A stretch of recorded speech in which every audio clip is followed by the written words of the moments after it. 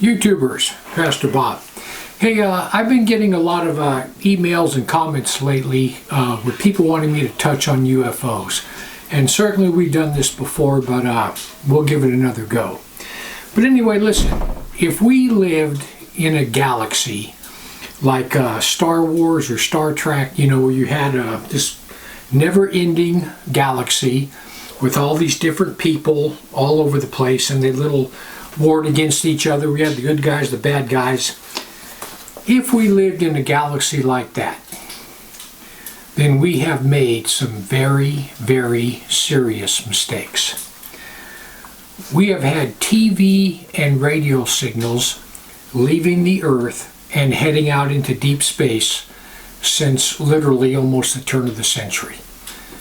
I mean, it's been going on for well over 100 years. We've been sending out these signals, announcing to everybody, hey, we're here. Come check us out. But that's pretty dumb. And then there's SETI.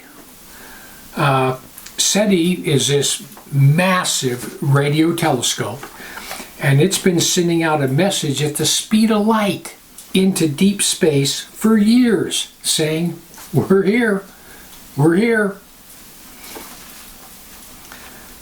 And then how about the Voyager space probe? We sent the Voyager space probe out.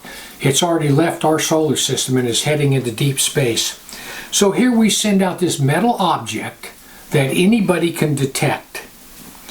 And within this object there's a map. There's a map that Carl Sagan designed that shows everybody exactly where our little solar system is, exactly where our Earth is within that solar system. People, that's not good. That's extremely dumb. Why are all these things dumb? Well, just take a look at the Native American people.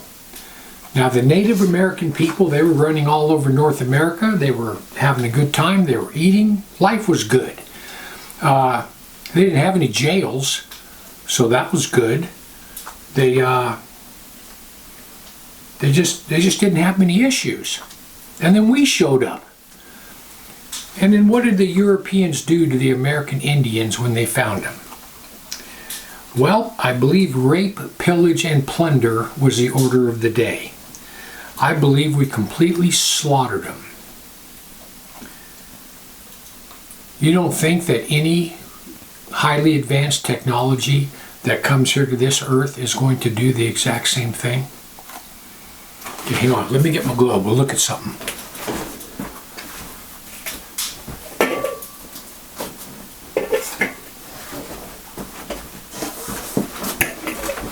Okay, here's my trusty globe.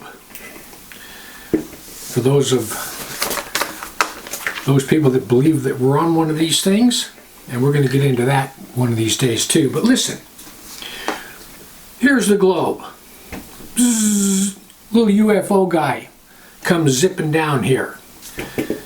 And another one comes up and another one comes up.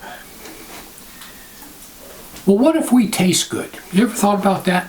What if we're advertising to all these people out there that we're here and we taste good?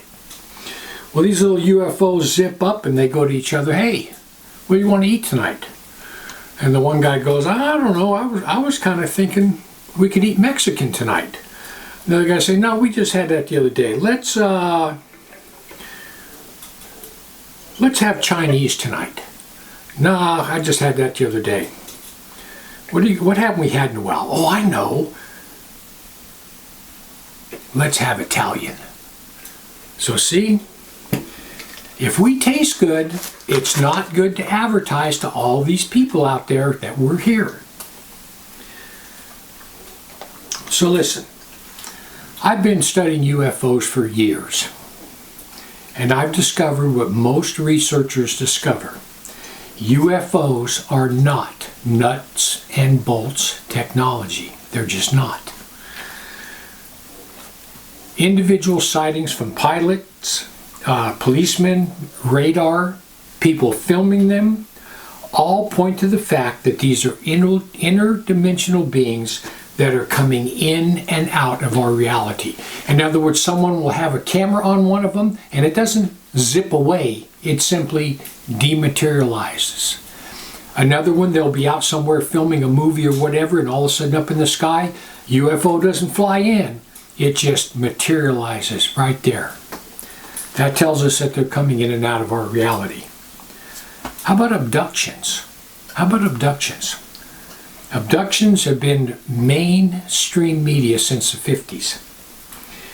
And we have found out that during these abductions that a human body can be in a bed. Little gray guy comes up to the foot of the bed and just does his little abba dabba thing, and all of a sudden he makes that person, that fleshly body, float right through a closed window or right through a wall.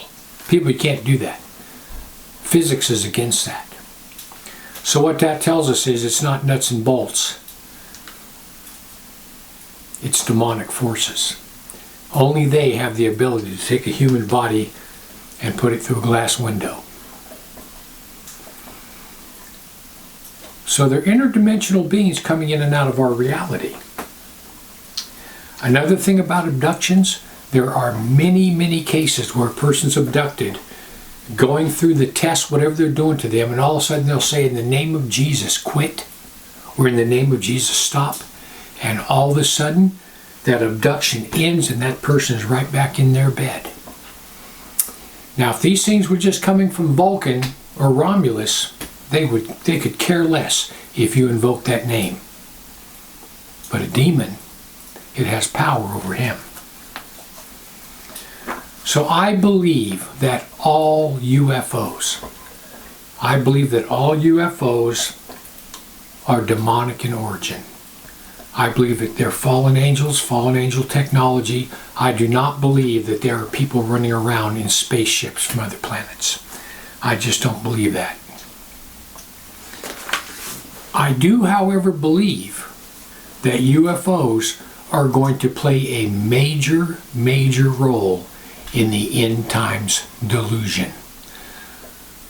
I'm not quite sure how that's going to come about, but a lot of people believe that chemtrails, these heavy metals that they're putting in the sky, a lot of people believe that's not just weather modification, that it has to do with holograms, for them to have the ability to project things up in the sky.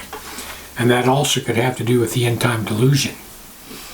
But however this all unfolds in the end, however it all unfolds, and it doesn't matter how it unfolds, it's up to us, the born-again believer, to be able to tell and convince people that these are demonic in origin.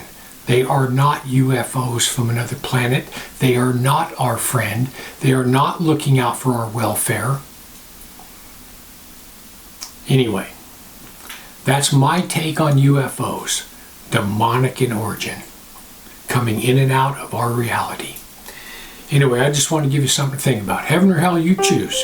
Just remember, once you take your last breath, it's a done deal.